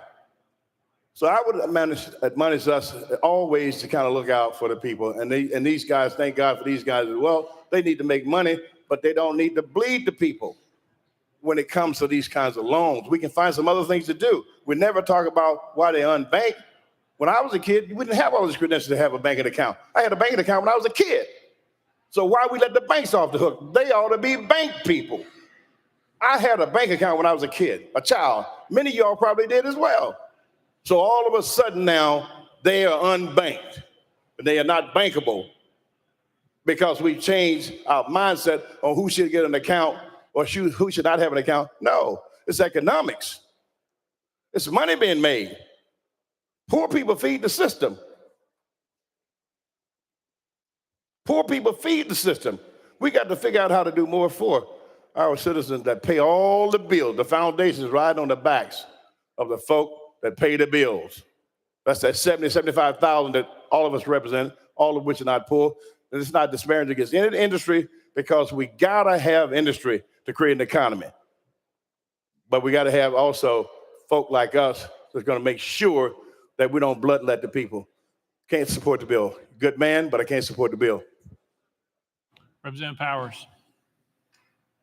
Thank you for the comments. And on the loans that we're talking about, it would increase the loans about $2 a month on a $1,000 loan. So I understand what you're saying, but sometimes when people need to get money, like I've had to do before, they don't have anywhere else to go. And banks and credit unions won't loan you, it's a short amount of time for a small loan. So sometimes it's your only option. But with that, Mr. Speaker, I renew my motion.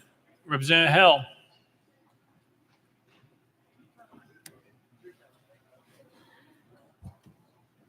Thank you, Mr. Speaker. To the sponsor of this bill, I had a visit a couple of times from a guy that owns a couple of these finance companies. And one of the things that we discussed is that they're paying more money for the money that they're loaning out. Many of these are unsecured loans, as has been said many times, high risk. So I appreciate this and being able for them to make more profit off of because of the fact that they're having to pay that higher interest rate, just like any of us at a bank. So thank you for this bill, and I hope that people in this room will understand it's not, we've got other alternatives, but if you can't get a loan from one of those other alternatives, we've got good, solid businesses that are making these loans that are high-risk people. So thank you. Representative Powers.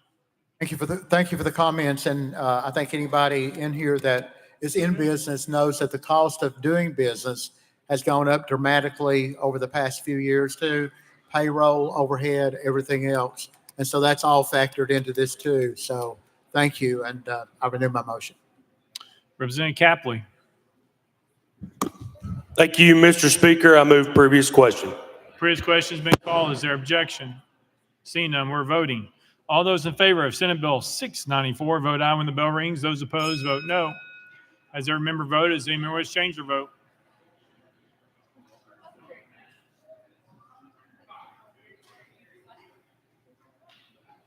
Mr. Clerk, please take the vote. Aye, 61, 26 nays, 8 present, not voting. Senate Bill 694, having received constitutional majority, I hereby declare passed without objection. Most read serious table. Call the next bill, Mr. Clerk. House Bill 84, Representative Sparks and others relative to school bus transportation. Representative Sparks. We'll roll that to next Monday's calendar. Without objection, roll to Monday's calendar. Call the next bill, Mr. Clerk. House Bill 78 by Representative Stevens relative to violations of conditions of release. Representative Stevens, at your desk. Thank you, Mr. Speaker. I move to roll this to the next available calendar. Without objection, roll to the next calendar. Call the next bill, Mr. Clerk. House Bill 375 by Speaker Zachary relative to fees assessed by local government. Deputy Speaker Zachary, you're recognized. Thank you, Mr. Speaker. Move passage of House Bill 375 on third and final consideration. Deputy Speaker Zachary moves passage. Probably second. Mr. Clerk, call the first amendment. House State and Local Government Committee Amendment Number 1. Chairman Crawford, you're recognized.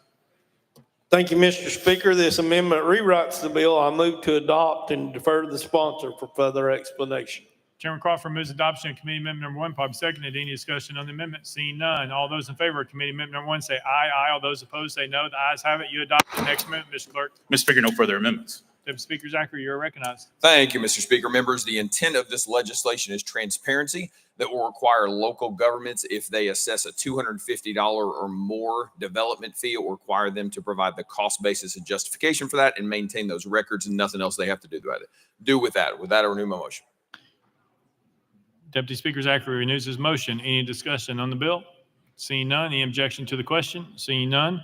All those in favor of House Bill 375 as amended, vote aye when the bell rings. Those opposed, vote no. Has every member voted? Does any member wish to change their vote?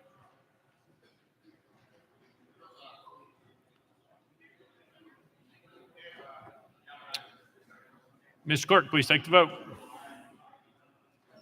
Ayes 94, no nays. House Bill 375, having received a constitutional majority, I hereby declare passed without objection. Motion read serious table. Chairman Wright, for what purpose? Thank you, Mr. Speaker. I need to recognize a constituent. Yes, sir.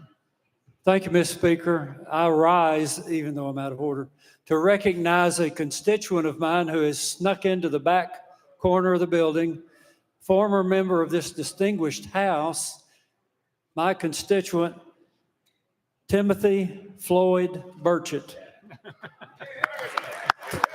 Thank you, Mr. Speaker.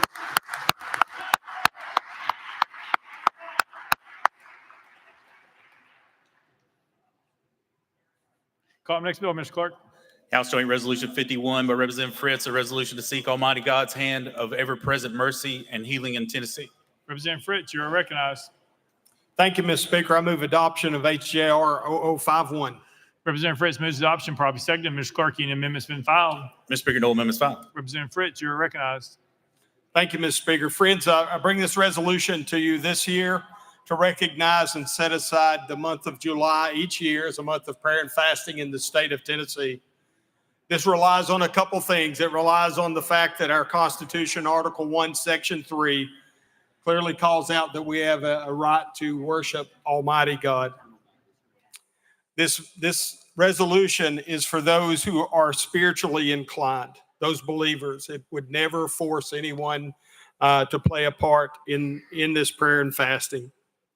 It is an exercise of faith for those of us who are believers, that the substance of things hoped for, the evidence of things not seen, believing that he is, and that he is a rewarder of those who diligently seek him. As our founders of this nation and state, I think it's important that we diligently seek him. As John Adams said in March 23, 1798, in a proclamation, as the safety and prosperity of nations ultimately and essentially depend upon the protection and blessing of Almighty God. My friends, we face many challenges in this burden that we've taken, challenges that we cannot readily resolve with legislation or with funding. And I think that we need a move of God. I appreciate that our state has been blessed by the Lord. There's no better place to live than Tennessee. And go back to our founding father, George Washington, one more quote. The propitious smile of heaven can never be expected on a nation that disregards the eternal rules of order and right which heaven itself hath ordained. It is important again to point out that the call of this resolution, as was the one last year, is for those who are physically able and spiritually inclined to do so. With that, Mr. Speaker, I would renew my motion. Representative Fritz renews his motion. Any discussion on the bill? Representative McCalman, you're recognized.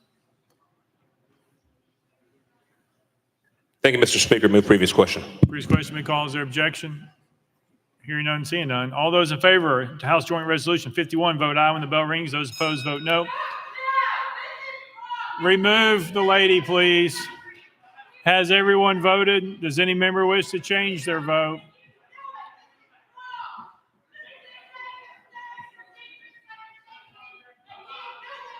Has everyone voted?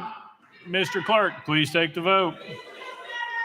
Ayes 81, 8 nays, 1 present, not voting. House Joint Resolution 51, having received a constitutional majority, I hereby declare adopted without objection. The most reconsidered table. Call up next bill, Mr. Clerk. House Joint Resolution 98 by Representative Fritz, a resolution urges the United States Congress to require the U.S. Department of Veterans Affairs to add COVID-19 treatments and anthrax vaccinations as pre-qualifying for care under the PACT Act. Representative Fritz, you're recognized. Thank you, Mr. Speaker. I move adoption of House Joint Resolution 98. Representative Fritz moves adoption, probably seconded. Mr. Clerk, call First Amendment. House State and Local Government Committee Amendment number 1. Chairman Crawford, you're recognized. Thank you, Mr. Speaker. This amendment rewrites the bill. I move to adopt and defer to the sponsor for further explanation. Chairman Crawford moves adoption. Committee Amendment number 1, probably seconded. Any discussion on the amendment? Seeing none. All those in favor of Committee Amendment number 1 say aye, aye. All those opposed say no. The ayes have it. You adopt. Next amendment, Mr. Clerk. Mr. Speaker, no further amendments. Representative Fritz, you're recognized. Thank you, Mr. Speaker. Friends, I bring this resolution strongly urging the United States Congress and the Veterans Administration to recognize under the PACT Act COVID-19 treatments that were forced upon our servicemen and women, anthrax vaccinations as well to qualify under the PACT Act, and to investigate the instances where servicemen and women were forced to accept the introduction of these chemicals into their bodies. The PACT Act, which was approved on August 10, 2022, the promise to address comprehensive toxics was signed into law in 2022, and it expanded and extends the eligibility of VA health care to those damaged from air pollutants, from burn pits, oil well fires, sulfur fire, sand, dust, Agent Orange, Camp Lejeune water supplies, and byproducts from testing, weapons testing, nuclear weapons testing.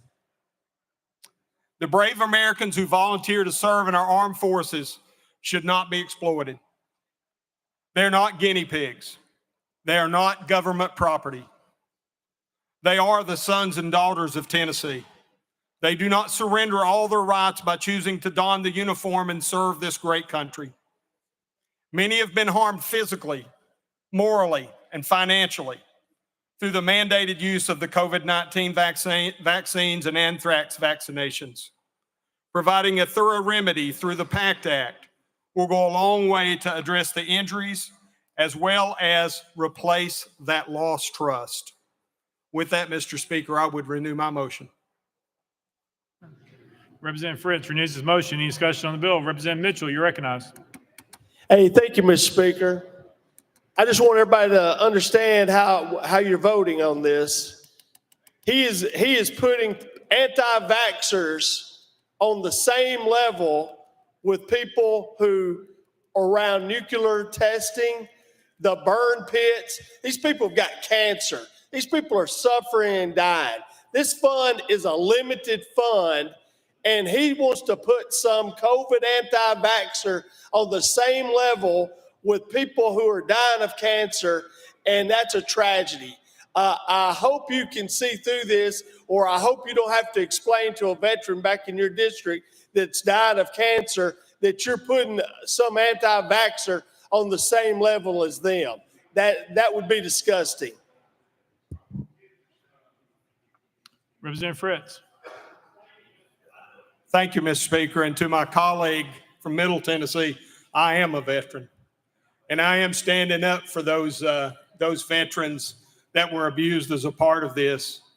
If you'll recall your history, our Agent Orange injuries in the United States service lasted for decades before we acted. This should not happen with these injuries.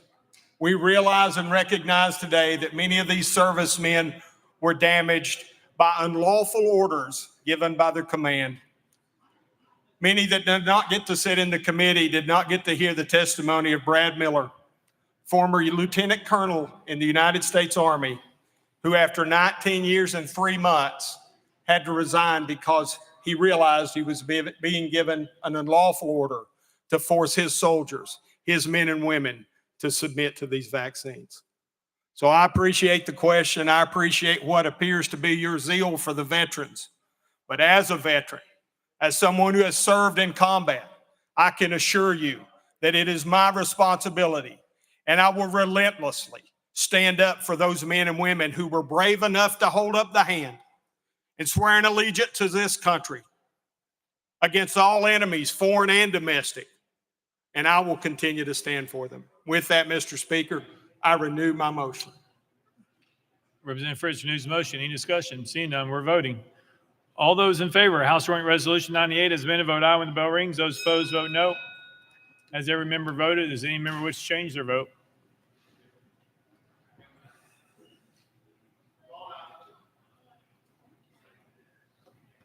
Mr. Clerk. Oh.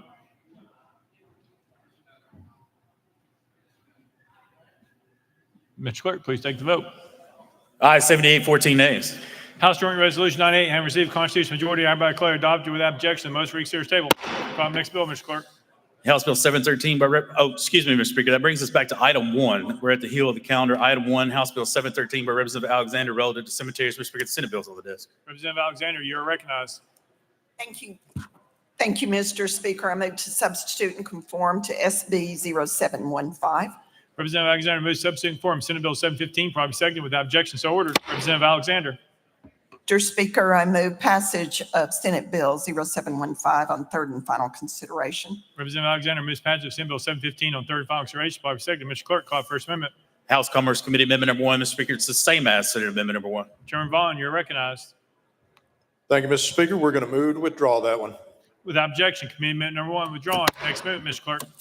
House Commerce Committee Amendment number 2. Chairman Vaughn, you're recognized. Well, Mr. Speaker, we like this one better, so we're going to move to adopt it. Chairman Vaughn moves adoption of Committee Amendment number 2, probably seconded. Any discussion on the amendment? Seeing none. All those in favor of Committee Amendment number 2 say aye. Aye. All those opposed say no. The ayes have it. You adopted. Next amendment, Mr. Clerk. Mr. Speaker, no further amendments. Representative Alexander, you're recognized. Thank you, Mr. Speaker. As amended, this bill updates the laws governing the approximately 190 private cemeteries in the state. It cleans up drafting errors, updates outdated document and memorial installation fees, and allows cemeteries to reclaim unused abandoned burial spaces. The roughly 31,000 church, family, nonprofit cemeteries are not impacted by this legislation.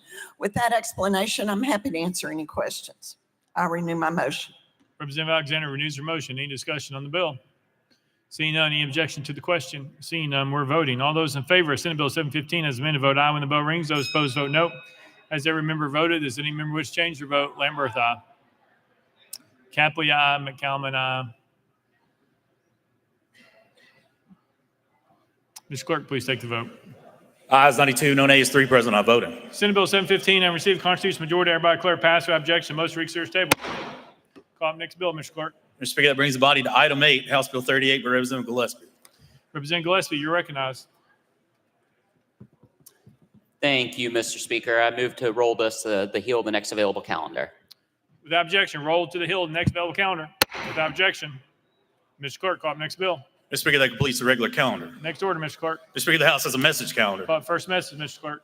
House Bill 72 by Chairman Howell and others relative to criminal offenses. Mr. Speaker, on March 10th, 2025, the Senate substituted House Bill 72 for Senate Bill 215, adopted Amendment 1, and passed House Bill 72 as amended. Chairman Howell, you're recognized. Thank you, Mr. Speaker. Senate Bill Amendment 1 corrects a drafting error on the bill that the House passed. Inadvertently, the House version had put the maximum fine for a Class A misdemeanor at $1,500. It's always been $2,500. That was unintended, so they corrected it in the House version, and I move to concur with the Senate, Mr. Speaker. Chairman Howell moves to concur in Senate Amendment number 1, probably seconded. Any discussion on the amendment? Seeing none.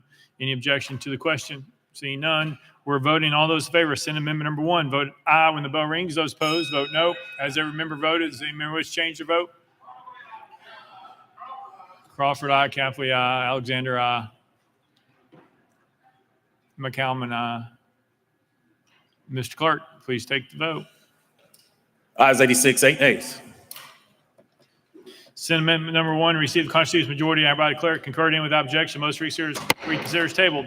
Next message, Mr. Clerk. Mr. Speaker, that completes the message calendar. Next order, Mr. Clerk. Unfinished business. Unfinished business. Chairman Sapiki, you're recognized. Mr. Speaker, I move that the rules be suspended for immediate introduction and consideration of House Joint Resolution 376. Mr. Clerk, please read the caption. House Joint Resolution 376, a resolution to honor and congratulate the 2025 Mule Day Queen, Kobe Dawn Fritz. You heard the caption. Any objections? Without objections, rules suspended. Chairman Sapiki. Thank you, Mr. Speaker. I move adoption of HJR 376. Chairman Sapiki moves adoption of House Joint Resolution 376, probably seconded. Any objection to the question? Seeing none. All those in favor of House Joint Resolution 376 say aye. Aye. All those opposed say no. The ayes have it. I declare adopted without objection. Most reconsiders table. Representative McCallum, you're recognized. Thank you, Mr. Speaker. After conferring with both leaders, I move that the rules be suspended for immediate introduction and consideration of House Joint Resolution 381. Mr. Clerk, please read the caption. House Joint Resolution 381, a resolution to commemorate Vietnam Veterans Day. You've heard the caption. Any objections? Without objection, the rules are suspended. Representative McCallum. Thank you, Mr. Speaker. I move adoption of HJR number 381. Representative McCallum moves adoption of House Joint Resolution 381, probably seconded. Any discussion on the resolution? Seeing none. Any objection to the question? Seeing none, we're voting. All those in favor of House Joint Resolution 381 say aye. Aye. All those opposed say no. The ayes have it. I declare it adopted without objection. Most reconsiders table. Representative McCallum, you're recognized. Thank you, Mr. Speaker. Again, after conferring with both leaders, I move that the rules be suspended for immediate introduction and consideration of HJR 382. Mr. Clerk, please read the caption. House Joint Resolution 382, a resolution to honor the Middle Tennessee Veterans Support Group on the occasion of its 25th anniversary. You've heard the caption. Any objections? Without objection, the rules are suspended. Representative McCallum. Thank you, Mr. Speaker. I move adoption of HJR number 382. Representative McCallum moves adoption of House Joint Resolution 382, probably seconded. Any questions? Seeing none. Any objection to the question? Seeing none. All those in favor of House Joint Resolution 382 say aye. Aye. All those opposed say no. The ayes have it. I declare adopted without objection. Most reconsiders table. Representative Chairman Williams, you're recognized. Thank you, Mr. Speaker. I move that the rules be suspended for immediate consideration of House Joint Resolution 389er. Mr. Clerk, please read the caption. House Joint Resolution 389, a resolution to honor and congratulate Velma Christine Tidwell Bates on the celebration of her 100th birthday. You've heard the caption. Any objections? Without objection, the rules are suspended.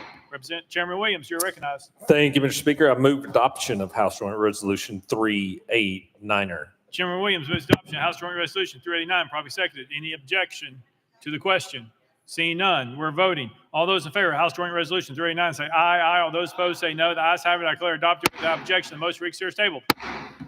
Leader Lamberth, you're recognized. Thank you, Mr. Speaker. Consulting with the minority leader, I move that House Bill 73 be heard in the Public Service Subcommittee this week. You've heard the motion. Any objections? Without objection, so ordered. Leader Lamberth. Thank you, Mr. Speaker. I move that House Bill 922 be heard in the Banking and Community Affairs Subcommittee this week. You've heard the motion. Any objections? Without objection, so ordered. Leader Lamberth. Thank you, Mr. Speaker. I move that House Bill 351 be heard in the Departments and Agency Subcommittee this week. For the motion, any objections? Without objection, so ordered. Leader Lambert. Thank you, Mr. Speaker. I move that House Bill 894 be heard in the Agriculture and Natural Resources Subcommittee this week. You've heard the motion. Any objections? Without objection, so ordered. Mr. Clerk. Mr. Speaker, we have some messages from the Senate. Mr. Speaker, I'm directed to return to the House House Bill 56, substituted for the Senate bill on the same subject, admitted and passed by the Senate. Thursday's message count. Mr. Speaker, I'm directed to return to the House House Bill 297, substituted for the Senate bill on the same subject, admitted and passed by the Senate. Thursday's message calendar. Next order, Mr. Clerk. Scheduling and procedural announcements. Mr. Clerk. All right, he has nothing. Next order, Mr. Clerk. Roll call. Roll call.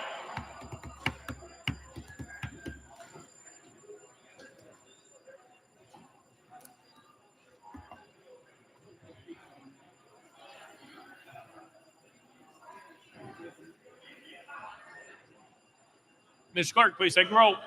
Mr. Speaker, 95 members present. Next order, Mr. Clerk. That completes the regular order, Mr. Speaker. Leader Cochran, you're recognized.